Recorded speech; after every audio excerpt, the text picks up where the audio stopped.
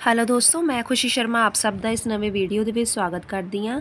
ਅਸੀਂ anganwadi supervisor exam ਦੀ ਜੋ ਹੈ ਤਿਆਰੀ ਕਰ ਰਹੇ ਹਾਂ ਤੇ ਉਸੇ ਸੀਰੀਜ਼ ਦੇ ਵਿੱਚ ਅੱਜ ਆਪਾਂ ਅਗਲਾ ਵੀਡੀਓ ਲੈ ਕੇ ਆਏ ਹਾਂ ਜਿਹਦੇ ਵਿੱਚ ਬੱਚਿਆਂ ਦੇ ਵਿੱਚ ਜਿਹੜੇ ਟੀਕੇ ਲਗਾਏ ਜਾਂਦੇ ਆ, ਵੈਕਸੀਨੇਸ਼ਨ ਹੁੰਦਾ ਬੱਚਿਆਂ ਦੇ ਵਿੱਚ, ਕਿਹੜੀਆਂ ਬਿਮਾਰੀਆਂ ਦੇ ਲਈ ਉਹਨਾਂ ਦੇ ਵਿੱਚ ਜਿਹੜਾ ਹੈ ਬੱਚਿਆਂ ਨੂੰ ਵੈਕਸੀਨੇਸ਼ਨ ਕਰਵਾਇਆ ਜਾਂਦਾ ਹੈ, ਉਸ ਬਾਰੇ ਪੜ੍ਹਾਂਗੇ।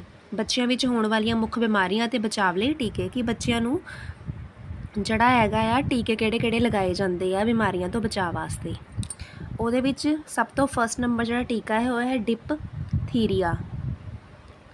डिप्थीरिया एक बहुत ही छूत वाली बीमारी है जो कि ਕੋਰਿਨ ਬੈਕਟੀਰੀਅਮ ਡਿਪਥੀਰੀਆ ਨਾਮਕ ਬੈਕਟੀਰੀਆ ਕਾਰਨ ਹੁੰਦੀ ਹੈ। ਡਿਪਥੀਰੀਆ ਵਾਲੇ ਲੋਕਾਂ ਨੂੰ ਸਾਹ ਲੈਣ ਅਤੇ ਨਿਗਲਣ ਵਿੱਚ ਗੰਭੀਰ ਸਮੱਸਿਆਵਾਂ ਹੁੰਦੀਆਂ ਹਨ ਅਤੇ ਉਹਨਾਂ ਦੀ ਚਮੜੀ 'ਤੇ ਜ਼ਖਮ ਹੋ ਸਕਦੇ ਹਨ। ਜੇ ਡਿਪਥੀਰੀਆ ਦੀ ਗੱਲ ਕਰੀਏ, ਇਹਦੇ ਵਿੱਚ ਇਹ ਜਿਹੜੀ ਹੈ ਛੂਤ ਦੀ ਬਿਮਾਰੀ ਆ ਡਿਪਥੀਰੀਆ, ਜਿਹੜੀ ਕਿ ਇੱਕ ਬੰਦੇ ਤੋਂ ਦੂਜੇ ਬੰਦੇ ਤੱਕ ਫੈਲਦੀ ਆ।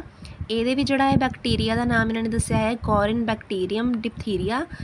ਇੰਨੇ ਡਿਫਿਕਲਟ ਕੁਐਸਚਨ ਐਗਜ਼ਾਮ ਦੇ ਵਿੱਚ ਆਉਣ ਦੇ ਚਾਂਸਿਸ ਘੱਟੇ ਹੀ ਹੁੰਦੇ ਆ। ਵੈਸੇ ਜੇਕਰ ਤੁਸੀਂ ਇਹਨੂੰ ਪੜ੍ਹਨਾ ਹੋਵੇ ਪੜ੍ਹ ਸਕਦੇ ਹੋ। ਬੈਕਟੀਰੀਆ ਦਾ ਨਾਮ ਇਸ ਬੈਕਟੀਰੀਆ ਕਾਰਨ ਹੁੰਦੀ ਹੈ। ਅਤੇ ਡਿਪਥੀਰੀਆ ਵਾਲੇ ਲੋਕਾਂ ਨੂੰ ਇਹਦੇ ਵਿੱਚ ਇਹੀ ਯਾਦ ਰੱਖਣਾ ਜ਼ਰੂਰੀ ਹੈ ਕਿ ਜਿਹੜੇ ਲੋਕ ਆ ਉਹਨਾਂ ਨੂੰ ਸਾਹ ਲੈਣ ਦੇ ਵਿੱਚ ਦਿੱਕਤ ਆਉਂਦੀ ਹੈ ਅਤੇ ਨਿਗਲਣ ਦੇ ਵਿੱਚ, ਕੁਛ ਵੀ ਖਾਂਦੇ ਆ ਤਾਂ ਨਿਗਲਣ ਦੇ ਵਿੱਚ ਸਮੱਸਿਆਵਾਂ ਪੈਦਾ ਹੁੰਦੀਆਂ ਨੇ ਅਤੇ ਉਹਨਾਂ ਦੀ ਚਮੜੀ 'ਤੇ ਜੋ ਹੈ ਜ਼ਖਮ ਪੈਦਾ ਹੋ ਸਕਦੇ ਨੇ ਡਿਪਥੀਰੀਆ ਦੇ ਰੋਗ ਦੇ ਵਿੱਚ।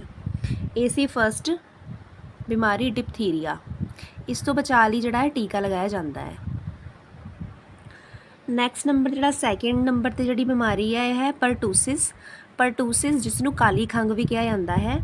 ਇਹ ਐਗਜ਼ਾਮ ਦੇ ਵਿੱਚ ਇਹ ਕੁਐਸਚਨ ਆ ਸਕਦਾ ਕਿ ਕਾਲੀ ਖੰਘ ਜਿਹੜਾ ਹੈ ਪਰਟੂਸਿਸ ਆ ਸਕਦਾ ਕਿ ਪਰਟੂਸਿਸ ਨੂੰ ਹੋਰ ਕੀ ਕਿਹਾ ਜਾਂਦਾ ਹੈ। ਪਰਟੂਸਿਸ ਨੂੰ ਹੋਰ ਕਾਲੀ ਖੰਘ ਵੀ ਕਿਹਾ ਜਾਂਦਾ ਹੈ।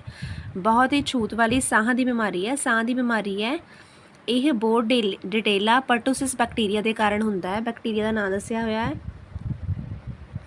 ਬੋਰਡੇਟੇਲਾ ਪਰਟੂਸਿਸ ਬੈਕਟੀਰੀਆ ਦੇ ਕਾਰਨ ਹੁੰਦਾ ਹੈ। ਪਰਟੂਸਿਸ ਬੇਕਾਬੂ ਹਿੰਸਕ ਖੰਘ ਲਈ ਜਾਣਿਆ ਜਾਂਦਾ ਹੈ ਜੋ ਅਕਸਰ ਸਾਹ ਲੈਣਾ ਔਖਾ ਬਣਾਉਂਦਾ ਹੈ। ਇਹਨੂੰ ਜੋ ਹੈ ਪਰਟੂਸਿਸ ਬਿਮਾਰੀ ਜੋ ਹੈ ਪਰਟੂਸਿਸ ਬੈਕਟੀਰੀਆ ਦੇ ਕਾਰਨ ਹੁੰਦੀ ਹੈ, ਜਿਹਨੂੰ ਹਿੰਸਕ ਖੰਘ ਬਹੁਤ ਜ਼ਿਆਦਾ ਲੱਗ ਜਾਂਦੀ ਹੈ ਕਿ ਸਾਹ ਲੈਣਾ ਵੀ ਮੁਸ਼ਕਿਲ ਹੋ ਜਾਂਦਾ ਹੈ। ਇਹ ਹੁੰਦੀ ਹੈ ਪਰਟੂਸਿਸ ਦੀ ਬਿਮਾਰੀ।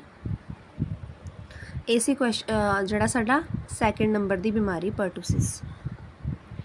ਉਸ ਤੋਂ ਅੱਗੇ ਵੱਧ ਜਾਂਦੇ ਆ ਥਰਡ ਨੰਬਰ ਦੀ ਜਿਹੜੀ ਬਿਮਾਰੀ ਹੈ ਟੈਟਨਸ ਦਿਮਾਗੀ ਪ੍ਰਣਾਲੀ ਦੀ ਗੰਭੀਰ ਬਿਮਾਰੀ ਹੈ ਜੋ ਇੱਕ ਜ਼ਹਿਰੀਲੇ ਪਦਾਰਥ ਪੈਦਾ ਕਰਨ ਵਾਲੇ ਬੈਕਟੀਰੀਆ ਦੇ ਕਾਰਨ ਹੁੰਦੀ ਹੈ। ਜਿਹੜੀ ਟੈਟਨਸ ਦੀ ਬਿਮਾਰੀ ਆ ਇਹ ਇੱਕ ਬੈਕਟੀਰੀਆ ਦੇ ਕਾਰਨ ਹੁੰਦੀ ਹੈ। ਬਿਮਾਰੀ ਮਾਸਪੇਸ਼ੀਆਂ ਦੇ ਸੁੰਗੜਨ ਦਾ ਕਾਰਨ ਬਣਦੀ ਹੈ, ਖਾਸ ਕਰਕੇ ਤੁਹਾਡੇ ਜਬੜੇ ਅਤੇ ਗਰਦਨ ਦੀਆਂ ਮਾਸਪੇਸ਼ੀਆਂ। ਟੈਟਨਸ ਦੀ ਬਿਮਾਰੀ ਦੇ ਵਿੱਚ ਕੀ ਹੁੰਦਾ, ਜਿਹੜੀ ਮਾਸਪੇਸ਼ੀਆਂ ਹੈ ਉਹ ਸੁੰਗੜ ਜਾਂਦੀਆਂ ਨੇ, ਕੰਟਰੈਕਸ਼ਨ ਆ ਜਾਂਦੀ ਉਹਨਾਂ ਦੇ ਵਿੱਚ, ਖਾਸ ਕਰਕੇ ਜਬੜੇ ਦੀ ਅਤੇ ਗਰਦਨ ਦੀਆਂ ਮਾਸਪੇਸ਼ੀਆਂ ਸਿकुड़ ਜਾਂਦੀਆਂ ਆ। ਟੈਟਨਸ ਨੂੰ ਆਮ ਤੌਰ 'ਤੇ ਲੌਕ ਜਾ ਵੀ ਕਿਹਾ ਜਾਂਦਾ ਹੈ। ਲੌਕ ਜਾ ਯਾਨੀ ਕਿ ਜਿਹੜਾ ਜੌ ਹੈ, ਜਬੜਾ ਹੈ, ਉਹਨੂੰ ਲੌਕ ਲੱਗ ਜਾਂਦਾ ਹੈ। ਜਬੜੇ ਅਤੇ ਗਰਦਨ ਦੀ ਮਾਸਪੇਸ਼ੀਆਂ ਨੂੰ ਜਿਹੜਾ ਹੈ ਲੌਕ ਜਿਹਾ ਲੱਗ ਜਾਂਦਾ ਹੈ ਕਿ ਉਹਨਾਂ ਨੂੰ ਹਿਲਾਉਣਾ ਮੁਸ਼ਕਿਲ ਹੋ ਜਾਂਦਾ ਹੈ। ਠੀਕ ਹੈ, ਇਸ ਲਈ ਇਹ ਸਮੌਲ ਇੱਕ ਆ ਸਕਦਾ ਹੈ ਕੁਐਸਚਨ ਕਿ ਲੌਕ ਜਾਂ ਹੋਰ ਕਿਸ ਨੂੰ ਕਿਹਾ ਜਾਂਦਾ ਹੈ ਟੈਟਨਸ ਨੂੰ। ਟੈਟਨਸ ਦੀਆਂ ਗੰਭੀਰ ਪੇਚੀਦਗੀਆਂ ਜਾਨਲੇਵਾ ਹੋ ਸਕਦੀਆਂ ਹਨ। ਅਤੇ ਇਸ ਤੋਂ ਅੱਗੇ ਜੇਕਰ ਆਪਾਂ ਹੁਣ ਗੱਲ ਕਰ ਰਹੇ ਹਾਂ ਟੀਕੇ ਬਾਰੇ, ਇਹਨਾਂ ਉੱਪਰ ਦਿੱਤੀਆਂ ਤਿੰਨਾਂ ਬਿਮਾਰੀਆਂ ਨੂੰ ਦੂਰ ਕਰਨ ਲਈ ਬੱਚਿਆਂ ਨੂੰ DPT ਦਾ ਟੀਕਾ ਲਗਾਇਆ ਜਾਂਦਾ ਹੈ। ਉੱਪਰ ਆਪਾਂ 3 ਬਿਮਾਰੀਆਂ ਪੜ੍ਹ ਕੇ ਆਏ ਹਾਂ। ਕਿਹੜੀ ਇੱਕ ਸੀਗੀ, ਮੈਂ ਦੁਬਾਰਾ ਉੱਪਰ ਲੈ ਕੇ ਜਾਂਦੀ ਹਾਂ। ਸਭ ਤੋਂ ਪਹਿਲਾਂ ਆਪਾਂ ਜਿਹੜੀ ਬਿਮਾਰੀ ਪੜ੍ਹੀ ਸੀ ਉਹ ਸੀ ਡਿਪਥੀਰੀਆ। ਡੀ ਤੋਂ ਡਿਪਥੀਰੀਆ, ਪੀ ਤੋਂ ਪਰਟੂਸਿਸ, ਟੀ ਤੋਂ ਟੈਟਨਸ। ਅਤੇ ਜਿਹੜਾ ਬੱਚਿਆਂ ਨੂੰ ਟੀਕਾ ਲਗਾਇਆ ਜਾਂਦਾ ਹੁੰਦਾ ਆ DPT ਦੀ ਫੁੱਲ ਫੋਰਮ ਕੀ ਹੋ ਗਈ, ਡਿਪਥੀਰੀਆ ਜਿਹੜੀ ਪਹਿਲੀ ਬਿਮਾਰੀ ਆਪਾਂ ਪੜ੍ਹ ਕੇ ਆਏ। ਦੂਸਰਾ P ਪਰਟੂਸਿਸ ਅਤੇ ਜਿਹੜੀ ਤੀਸਰਾ ਆ ਟੈਟਨਸ। ਯਾਨੀ ਕਿ ਆਹ ਤਿੰਨਾਂ ਬਿਮਾਰੀਆਂ ਵਾਸਤੇ ਇੱਕੋ ਹੀ ਟੀਕਾ ਲਗਾਇਆ ਜਾਂਦਾ ਹੈ, ਜਿਸ ਟੀਕਾ ਦਾ ਨਾਮ ਹੈ DPT। ਇਹਨਾਂ ਤਿੰਨਾਂ ਬਿਮਾਰੀਆਂ ਨੂੰ ਦੂਰ ਕਰਨ ਲਈ ਇੱਕ ਕੰਬਾਈਨਡ ਵੈਕਸੀਨ ਹੈ। ਪੇਪਰ ਦੇ ਵਿੱਚ ਐਗਜ਼ਾਮ ਦੇ ਵਿੱਚ ਕੁਐਸਚਨ ਆ ਸਕਦਾ ਕਿ ਕੋਈ ਵੀ ਕੁਝ ਵੀ ਆ ਸਕਦਾ ਕਿ ਡਿਪਥੀਰੀਆ ਨੂੰ ਦੂਰ ਕਰਨ ਲਈ ਕਿਹੜੀ ਵੈਕਸੀਨ ਲਗਾਈ ਜਾਂਦੀ ਹੈ, ਤਾਂ ਉਹਦੇ ਲਈ DPT, ਪਰਟੂਸਿਸ ਲਈ ਵੀ DPT ਅਤੇ ਟੈਟਨਸ ਦੇ ਲਈ ਵੀ DPT। ਇਹਨਾਂ ਤਿੰਨਾਂ ਬਿਮਾਰੀਆਂ ਲਈ ਸਾਂਝੀ ਵੈਕਸੀਨ ਹੈ ਜਿਹਨੂੰ ਕਿਹਾ ਜਾਂਦਾ ਹੈ DPT। ਡਿਪਥੀਰੀਆ, ਪਰਟੂਸਿਸ ਅਤੇ ਟੈਟਨਸ। ਉਮੀਦ ਹੈ ਤੁਹਾਨੂੰ ਇਹ ਚੀਜ਼ ਸਮਝ ਲੱਗ ਗਈ ਹੋਵੇਗੀ। ਵੱਧ ਜਾਂਦੇ ਹਾਂ ਆਪਣੇ ਅਗਲੇ ਟੌਪਿਕ ਵੱਲ। ਅਗਲਾ ਬਿਮਾਰੀ ਜਿਹੜੀ ਹੈ ਉਹ ਹੈ ਡਾਇਰੀਆ। डायरिया यानी कि दस्त। दस्त जो है बहुत सारे बैक्टीरिया, वायरल ਅਤੇ परजीवी जीवाणुओं द्वारा होने वाले संक्रमण का एक लक्षण है। जीवाणुओं द्वारा, परजीवी जीवाणुओं द्वारा ਹੁੰਦਾ ਆ, बैक्टीरिया द्वारा ਹੁੰਦਾ ਆ। एक संक्रमण है जिस ਦੇ ਵਿੱਚ ਜ਼ਿਆਦਾਤਰ ਮਲ दूषित पानी द्वारा फैलते हैं। ये ਜਿਹੜਾ है दस्त की बीमारी है। दस्त यानी कि लूज मोशन लग जाने, ठीक है। तो आह किहदे द्वारा फैलता है? मल दूषित पानी द्वारा। जिहड़ा पानी है दूषित हो जाता, पानी दे विच कुछ गंदगी वगैरह मिल जाती है, उगला पानी पीण दे नाल जिहड़ा है ये संक्रमण वधेरे आम हुंदा है ਜਦੋਂ पीण, खाना पकाउण ਅਤੇ सफाई ਲਈ लोड़ींदी सफाई ਅਤੇ सुरक्षित पानी की घाट हुंदी है। ਜਦੋਂ कि पीण वाला पानी, खाना पकाउण वाला पानी या फिर साफ सफाई की ਜਦੋਂ घट की जाती है, वधिया पानी नहीं वरतिया जाता, उदों जो है दस्त की बीमारी लग जाती है, डायरिया की बीमारी लग जाती है। तो अगे की वैक्सीन दसी हुई है डायरिया की रोकथाम लई रोटा वायरस, रोटा वायरस, इनू रोटा भी कहा जाता है, रोटा वी नां दा टीका लगाया जाता है। ये क्वेश्चन भी एग्जाम के लिए इंपॉर्टेंट है कि डायरिया की रोकथाम लई या दस्त की रोकथाम लई किहड़ा टीका लगाया जाता है? रोटा वायरस नां दा टीका लगाया जाता है, जिन्हों रोटा भी कहा जाता है। वध जाते अगले टॉपिक वाल। पोलियो या पोलियोमाइलाइटिस पोलियो वायरस के कारण एक अपाहज और जानलेवा बीमारी है। जी पोलियो है बंदे नूं अपाहज कर दिंदी है। वायरस एक व्यक्ति तो दूजे व्यक्ति में फैलता है तो एक व्यक्ति की रीढ़ की हड्डी नूं, ये भी इंपॉर्टेंट चीज़ है कि वायरस जिहड़ा पोलियो का है वो किहनूं संक्रमित करता है? रीढ़ की हड्डी नूं। जिहड़ा इहदा वायरस है वो रीढ़ की हड्डी नूं संक्रमित कर सकता है, जिस नाल अधरंग हो सकता है, शरीर के अंगां नूं हिला नहीं सकता। अधरंग हो जाता है तो बंदा जिहड़ा शरीर के अंगां नूं हिला नहीं सकता, उहनूं कहंदे आ पोलियो की बीमारी। तो असीं अगली वीडियो लैके आवांगे, उहदे विच डे भी करवाए जाओगे कि पोलियो डे कदों मनाया जाता है या पोलियो की वैक्सीन कौन सब तो पहले लैके आया से, इदा कुछ अगली वीडियो दे विच लैके आवांगे। उस तो बाद जेकर गल कर लईए पोलियो के लिए जी वैक्सीन है, ये दो वैक्सीन जी है यूज़ की जाती है। एक है inactivated polio vaccine is the only polio vaccine that has been given in the United States since 2000। जी IPV है, जिहदी फुल फॉर्म है इनएक्टिवेटेड पोलियो वैक्सीन दा PV का तुसीं याद रख सकते हो, ई फुल फॉर्म है इनएक्टिवेटेड। जिहड़ी ये वैक्सीन है यूनाइटेड स्टेट्स के 2000 तो लगातार यही वैक्सीन दी जा रही है। It is given by shot in the arm और लैग, ठीक है, हाँ आर्म दे विच या लैग दे विच दित्ती जाती है depending on the person's age. दूसरी जी वैक्सीन है वह oral polio vaccine is use in other countries, यानी कि दो वैक्सीन यूज़ होंगी है। जी IPV है इनएक्टिवेटेड पोलियो वैक्सीन वो अमेरिका के यूज़ होंगी है। जी होर वैक्सीन है ओरल पोलियो वैक्सीन वो होर देशों के लगाई जाती है पोलियो तो बचाव वास्ते। अगला क्वेश्चन,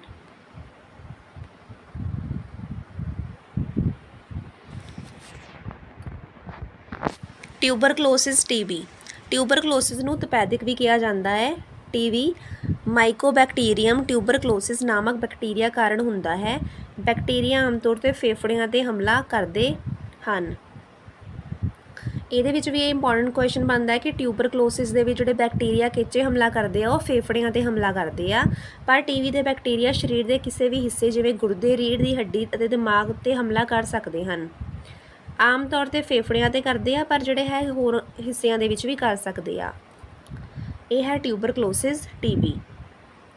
तो ये वास्ते जी वैक्सीन दसी गई है वो है BCG, जिहदी फुल फॉर्म है bacille Calmette Guerin. BCG is a vaccine for tuberculosis disease. तुसीं इहनूं याद रख लेना है BCG, जिहदी फुल फॉर्म है बेकाइल कालमेड ग्यूरिन। जे तुसीं फुल फॉर्म याद करना चाहते हो कर सकते हो, ज़्यादा वधिया गल है, बट तुसीं ये जरूर याद रखो कि ट्यूबरक्लोसिस वास्ते BCG नाम की वैक्सीन जिहड़ी है उन्होंने यूज़ किया जाता है। अगला है Meselson also cold rubella. Meselson यानी कि खसरा। हुण एक खसरे की बीमारी बारे आपां गल कर रहे हैं। खसरा एक वायरल इन्फैक्शन जो छोटे बच्चों लिए गंभीर है, पर वैक्सीन द्वारा आसानी नाल रोकिया जा सकता है। यह बीमारी खंघण या छीकण नाल पैदा होने वालियां साह दीयां बूंदां द्वारा हवा राही फैलती है। जिहड़ा खसरा है कहंदे हवा दे नाल जिहड़ा है फैलता है। खसरे के लक्षण एक्सपोजर 10 तो 14 दिनों बाद दिखाई नहीं दिंदे, यानी कि थोड़ा टाइम लगता है इन्हों जो खसरा हो जाता आ उस तो 10 ਤੋਂ 14 ਦਿਨਾਂ ਬਾਅਦ ਦਿਖਾਈ ਦਿੰਦੇ ਆ, 12 ਦਿਨਾਂ ਤੱਕ ਵੀ ਦਿਖਾਈ ਨਹੀਂ ਦਿੰਦੇ। ਇਹਨਾਂ ਵਿੱਚ ਖੰਘ, ਵਗਦਾ ਨੱਕ, ਸੋਜੀਆਂ ਅੱਖਾਂ, ਗਲੇ 'ਚ ਖਰਾਸ਼, ਬੁਖਾਰ ਅਤੇ ਲਾਲ ਧੱਬੇਦਾਰ ਚਮੜੀ ਦੇ ਧੱਫੜ ਸ਼ਾਮਲ ਹਨ। ਕੀ ਹੁੰਦਾ ਇਹਦੇ ਵਿੱਚ? ਇਹ ਸਭ ਸਿੰਪਟਮਸ ਹੋ ਜਾਂਦੇ ਆ, ਖਾਸ ਕਰਕੇ ਧੱਬੇਦਾਰ ਚਮੜੀ ਤੇ ਧੱਫੜ। ਸਰੀਰ ਦੇ ਵਿੱਚ ਧੱਫੜ ਪੈ ਜਾਂਦੇ ਆ, ਧੱਬੇਦਾਰ ਚਮੜੀ ਹੋ ਜਾਂਦੀ ਆ। ਬਾਕੀ ਆ ਜਿਹੜੇ ਹੋਰ ਵੀ ਸਿੰਪਟਮਸ ਦੇਖਣ ਨੂੰ ਮਿਲਦੇ ਆ, ਜਿਵੇਂ ਕਿ ਗਲੇ 'ਚ ਖਾਰਸ਼ ਹੁੰਦੀ ਆ, ਬੁਖਾਰ ਹੋ ਜਾਂਦਾ ਆ, ਠੀਕ ਹੈ, ਅੱਖਾਂ ਸੁੱਜ ਜਾਂਦੀਆਂ, ਨੱਕ ਵਗਦਾ ਹੈ, ਖੰਘ ਹੁੰਦੀ ਹੈ। ਇਹ ਹੈ ਮੀਸਲਸ। ਮੀਸਲਸ ਨੂੰ ਇੱਕ ਹੋਰ ਨਾਮ ਇਹਦਾ, ਮੀਸਲਸ ਨੂੰ ਹੋਰ ਆਪਾਂ ਕੀ ਕਹਿੰਦੇ ਆ? ਰੁਬੇਲਾ। ਇਹ ਵੀ ਇੰਪੋਰਟੈਂਟ ਕੁਐਸਚਨ ਹੈ ਕਿ ਮੀਸਲਸ ਦਾ ਦੂਸਰਾ ਨਾਮ ਕੀ ਹੈ? ਰੁਬੇਲਾ। ਉਸ ਤੋਂ ਬਾਅਦ ਸੈਕਿੰਡ ਹੈ ਮੰਪਸ। ਮੰਪਸ ਵੀ ਜਿਹੜੀ ਹੈ ਇੱਕ ਬਿਮਾਰੀ ਹੈ, ਇੱਕ ਵਾਇਰਲ ਇਨਫੈਕਸ਼ਨ ਜੋ ਲਾਰ ਦੇ ਗ੍ਰੰਥੀਆਂ ਨੂੰ ਪ੍ਰਭਾਵਿਤ ਕਰਦੀ ਹੈ। ਲਾਰ ਦੀ ਗ੍ਰੰਥੀਆਂ ਨੂੰ ਪ੍ਰਭਾਵਿਤ ਕਰਦੀ ਹੈ, ਜਿਸ ਨੂੰ ਇੱਕ ਟੀਕੇ ਦੁਆਰਾ ਆਸਾਨੀ ਨਾਲ ਰੋਕਿਆ ਜਾ ਸਕਦਾ ਹੈ। ਜਿਹੜਾ ਹੈ ਕੰਨ ਦੇ ਆਲੇ ਦੁਆਲੇ ਹੁੰਦੀ ਬਿਮਾਰੀ। ਕੰਨ ਦੇ ਹੇਠਾਂ ਅਤੇ ਕੰਨਾਂ ਦੇ ਸਾਹਮਣੇ ਪੈਰੋਟਿਡ ਗ੍ਰੰਥੀਆਂ ਲਾਰ ਗ੍ਰੰਥੀਆਂ ਨੂੰ ਪ੍ਰਭਾਵਿਤ ਕਰਦੀਆਂ ਹਨ। ਇਹ ਬਿਮਾਰੀ ਲਾਗ ਵਾਲੇ ਥੁੱਕ ਰਾਹੀਂ ਫੈਲਦੀ ਹੈ। ਕੁਝ ਲੋਕਾਂ ਨੂੰ ਕੋਈ ਲੱਛਣ ਨਹੀਂ ਹੁੰਦੇ। ਜੋ ਲੱਛਣ ਹੁੰਦੇ ਹਨ ਤਾਂ ਉਹਨਾਂ ਵਿੱਚ ਸੋਜ, ਦਰਦਨਾਕ ਲਾਰ ਗ੍ਰੰਥੀਆਂ, ਬੁਖਾਰ, ਸਿਰ ਦਰਦ, ਥਕਾਵਟ ਅਤੇ ਭੁੱਖ ਦੀ ਕਮੀ ਸ਼ਾਮਿਲ ਹੁੰਦੀ ਹੈ। ਇਲਾਜ ਲੱਛਣ ਰਾਹਤ 'ਤੇ ਕੇਂਦਰਿਤ ਹੈ। ਰਿਕਵਰੀ ਵਿੱਚ ਲਗਭਗ 2 ਹਫ਼ਤੇ ਲੱਗਦੇ ਹਨ। ਠੀਕ ਹੈ, ਇਹਦੇ ਵਿੱਚ ਇਹ ਇੰਪੋਰਟੈਂਟ ਚੀਜ਼ ਯਾਦ ਰੱਖਣ ਵਾਲੀ ਹੈ ਕਿ ਜਿਹੜੇ ਕੰਨ ਦੇ ਹੇਠਾਂ ਅਤੇ ਕੰਨਾਂ ਦੇ ਸਾਹਮਣੇ ਪੈਰੋਮਿਡ ਗ੍ਰੰਥੀਆਂ ਲਾਰ ਗ੍ਰੰਥੀਆਂ ਨੂੰ ਪ੍ਰਭਾਵਿਤ ਕਰਦੀਆਂ ਨੇ। ਮੰਪਸ ਜਿਹੜਾ ਹੈ ਕੰਨ ਦੇ ਆਲੇ ਦੁਆਲੇ ਵਾਲੀ ਗ੍ਰੰਥੀਆਂ ਨੂੰ ਪ੍ਰਭਾਵਿਤ ਕਰਦਾ ਆ। ਉਸ ਤੋਂ ਬਾਅਦ ਹੈ ਇੰਪੋਰਟੈਂਟ ਚੀਜ਼, MMR ਵੈਕਸੀਨ ਦੁਆਰਾ ਇਸ ਬਿਮਾਰੀ ਨੂੰ ਰੋਕਿਆ ਜਾ ਸਕਦਾ ਹੈ। Measles can be prevented by MMR vaccine. ਇਸ ਤੋਂ ਪਹਿਲਾਂ ਜਿਹੜੀ ਆਪਾਂ ਬਿਮਾਰੀ ਪੜ੍ਹੀ ਸੀ ਮੀਸਲਸ ਯਾਨੀ ਕਿ ਖਸਰਾ, ਜਿਹਨੂੰ ਕਿ ਰੁਬੇਲਾ ਕਿਹਾ ਜਾਂਦਾ ਆ, ਮੀਸਲਸ ਦੇ ਲਈ ਵੀ MMR ਵੈਕਸੀਨ ਯੂਜ਼ ਕੀਤੀ ਜਾਂਦੀ ਆ। ਜਿਹੜੀ ਹੁਣ ਆਪਾਂ ਬਿਮਾਰੀ ਪੜ੍ਹੀ ਮੰਪਸ, ਜਿਹੜੀ ਕਿ ਕੰਨਾਂ ਦੇ ਆਲੇ ਦੁਆਲੇ ਹੁੰਦੀ ਆ, ਉਹਦੇ ਲਈ ਵੀ ਮੀਸਲਸ, ਉਹਦੇ ਲਈ ਵੀ MMR ਵੈਕਸੀਨ ਦੀ ਵਰਤੋਂ ਕੀਤੀ ਜਾਂਦੀ ਆ। ਮੀਸਲਸ ਨੂੰ ਹੀ ਰੁਬੇਲਾ ਕਿਹਾ ਜਾਂਦਾ ਆ। ਠੀਕ ਹੈ, ਜਿਹੜੀ MMR ਵੈਕਸੀਨ ਆ ਇਹ 2 ਬਿਮਾਰੀਆਂ ਦੇ ਲਈ ਹੋ ਗਈ, ਮੀਸਲਸ ਵਾਸਤੇ ਤੇ ਮੰਪਸ ਵਾਸਤੇ। ਇਸ MMR ਦੀ ਫੁੱਲ ਫਾਰਮ ਹੈ ਮੀਸਲਸ, ਮੰਪਸ ਐਂਡ ਰੁਬੇਲਾ। ਵੱਧ ਜਾਂਦੇ ਅਗਲੇ ਟੌਪਿਕ ਵੱਲ। Hepatitis B. ਹੈਪੇਟਾਈਟਸ ਬੀ ਵੀ ਇੱਕ ਬਿਮਾਰੀ ਹੈ। ਹੈਪੇਟਾਈਟਸ ਬੀ ਵਾਇਰਸ HBV ਦੇ ਕਾਰਨ ਇੱਕ ਟੀਕਾ ਰੋਕਣਯੋਗ ਜਿਗਰ ਦੀ ਲਾਗ ਹੈ। ਹੈਪੇਟਾਈਟਸ ਬੀ ਉਦੋਂ ਫੈਲਦਾ ਹੈ ਜਦੋਂ ਵਾਇਰਸ ਨਾਲ ਸੰਕਰਮਿਤ ਵਿਅਕਤੀ ਤੋਂ ਖੂਨ, ਵਿਰੇ ਜਾਂ ਸਰੀਰ ਦਾ ਹੋਰ ਤਰਲ ਕਿਸੇ ਅਜਿਹੇ ਵਿਅਕਤੀ ਦੇ ਸਰੀਰ ਦੇ ਵਿੱਚ ਦਾਖਲ ਹੁੰਦਾ ਹੈ, ਸੰਕਰਮਿਤ ਨਹੀਂ ਹੈ। ਯਾਨੀ ਕਿ ਇੱਕ ਵਿਅਕਤੀ ਤੋਂ ਦੂਜੇ ਵਿਅਕਤੀ ਤੱਕ ਫੈਲਦਾ ਆ, ਅਤੇ ਫੈਲਦਾ ਕਿੰਨਾ? ਖੂਨ ਦੇ ਨਾਲ, ਵਿਰੇ ਨਾਲ, ਜਾਂ ਸਰੀਰ ਦੇ ਕਿਸੇ ਵੀ ਤਰਲ ਪਦਾਰਥ ਜਾਂ ਕਿਸੇ ਦੂਸਰੇ ਵਿਅਕਤੀ ਦੇ ਵਿੱਚ ਐਂਟਰ ਹੁੰਦਾ ਆ ਤਾਂ ਉਹਦੇ ਵਿੱਚ ਜਿਹੜਾ ਹੈ ਹੈਪੇਟਾਈਟਸ ਬੀ ਹੋ ਸਕਦਾ ਹੈ। ਹੈਪੇਟਾਈਟਸ ਬੀ ਦੀ ਸ਼ਾਰਟ ਫਾਰਮ ਵੀ ਇਹਨਾਂ ਨੇ ਦੱਸੀ ਹੋਈ ਹੈ HBV। ਠੀਕ ਹੈ, ਇਹ ਬਹੁਤ ਇੰਪੋਰਟੈਂਟ ਹੈ। ਤੁਸੀਂ HBV ਹੈਪੇਟਾਈਟਸ ਬੀ ਦੀ ਸ਼ਾਰਟ ਫਾਰਮ ਜਿਹੜੀ ਹੈ ਇਹਨੂੰ ਜ਼ਰੂਰ ਯਾਦ ਰੱਖਣਾ ਹੈ, HBV।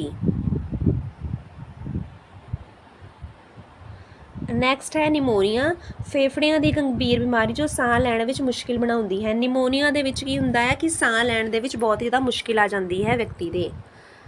ਉਸ ਤੋਂ ਬਾਅਦ ਇਹ ਜਿਹੜੀ ਵੈਕਸੀਨ ਬਾਰੇ ਦੱਸਿਆ ਗਿਆ ਹੈ, ਇਹਦੀ ਵੈਕਸੀਨ ਜਿਹੜੀ ਹੈ PCV ਤੁਸੀਂ ਯਾਦ ਰੱਖਣਾ ਹੈ। ਇਹਦੀ ਵੈਕਸੀਨ ਦਾ ਨਾਮ ਹੈ PCV।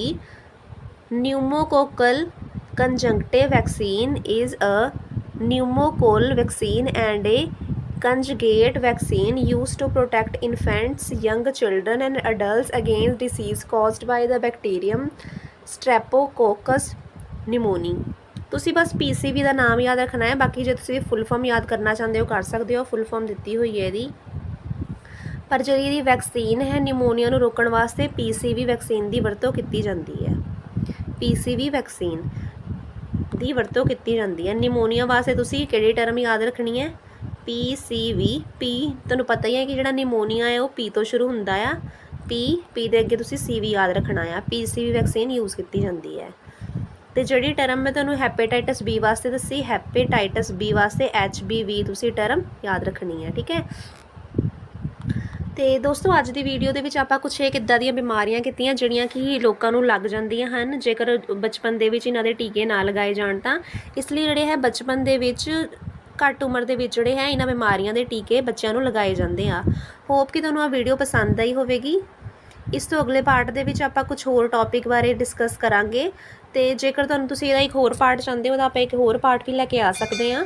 ਪਰ ਉਸ ਤੋਂ ਪਹਿਲਾਂ ਆਪਾਂ ਕੁਝ ਹੋਰ ਇੰਪੋਰਟੈਂਟ ਟੌਪਿਕ ਡਿਸਕਸ ਕਰਾਂਗੇ ਅਤੇ ਆਪਾਂ ਅਗਲੀ ਵੀਡੀਓ ਲੈ ਕੇ ਆਵਾਂਗੇ ਇਸੀ ਚਾਈਲਡ ਕੇਅਰ ਐਂਡ ਡਿਵੈਲਪਮੈਂਟ 'ਤੇ ਹੀ। ਤੁਹਾਨੂੰ ਕੋਈ ਵੀ ਟੌਪਿਕ ਤੁਸੀਂ ਚਾਹੁੰਦੇ ਹੋ ਕਿ ਪਹਿਲਾਂ ਕਰਵਾਇਆ ਜਾਵੇ, ਉਹ ਤੁਸੀਂ ਮੈਨੂੰ ਦੱਸ ਸਕਦੇ ਹੋ ਕਿ ਉਹ ਟੌਪਿਕ ਪਹਿਲਾਂ ਕਰਵਾਇਆ ਜਾਵੇ। ਅਤੇ ਦੋਸਤੋ ਮਿਲਦੇ ਹਾਂ ਅਗਲੀ ਵੀਡੀਓ ਦੇ ਵਿੱਚ। ਤਦ ਤੱਕ ਲਈ ਰੱਬ ਰਾਖਾ, ਧੰਨਵਾਦ।